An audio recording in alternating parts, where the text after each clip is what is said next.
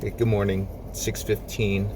It's an hour later than I normally come in, so I'm pretty fresh.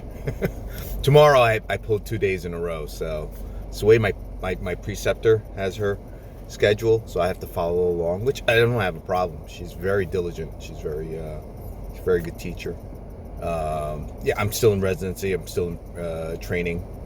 Probably, technically, for our facility, it's like a year, but different for everybody. Hardcore orientation is about 3 months, 4 months, I think. But technically, I'm in probationary time, I guess, for a year.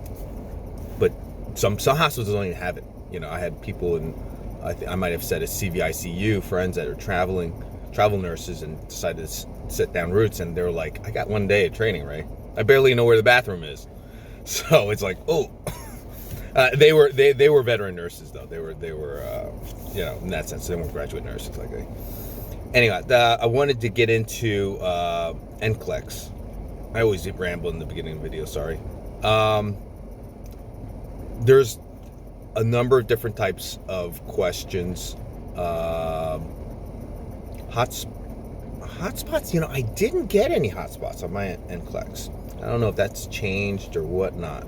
So that, like, you know, you point, basically click where it is. So I don't know if they did away with that. It's in this new version, this new online version, but definitely going to get select all that apply. You have the multiple choice ones, and you get math. I didn't get too much math. I think I had 2 questions. And like I said, I don't remember any hotspot questions. There was about, I would say, at least 20% drugs, pharmacology on mine. I mean, there might have been other questions that had some pharmacology, but you know, the main focus of the question was pharmacology. I would say at least 60% of them was basically like case study types, but really quick snippets. And maybe I had a lot of selectable replies. I think I had at least 10 of them, so good percentage of it, you know. And the selectable that apply are the most difficult, in my opinion, because you battle which ones are pertinent, which are most pertinent, and it's like, oh, is that too, you know, very pertinent? And that's the hardest thing to shave off and eliminate. The ones that are just between one or the other, it's easy because they're usually opposite end of the spectrum type of questions, and you got a 50-50 guess on that, or you know the material or not. So these are just little tips. They're not long videos, so they're little tips.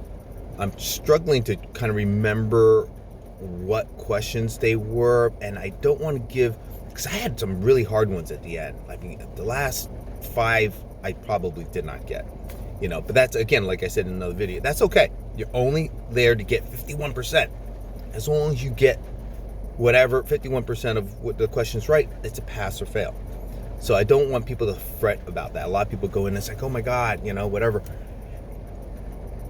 My best tip for preparing, like I said in the other video, is just take a lot of questions. Take a lot of questions.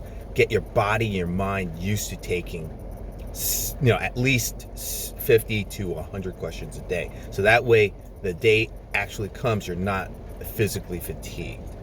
I'll go into specific questions a little later because I want to give an exact accounting, you know, of what it is. But everybody's going to have a different test, obviously. So you might have 50% pharmacology for all I know. I don't think so. I don't believe they do it that way. I think they're more concerned about case study, you evaluating, assessing, you know. Assess. Whenever there's an assess question, 99% of the time, and the answers, that's the answer. Assess first. Unless there's something obvious, like, you know, assess and shock. No. Unless it's a mega code question or something like that.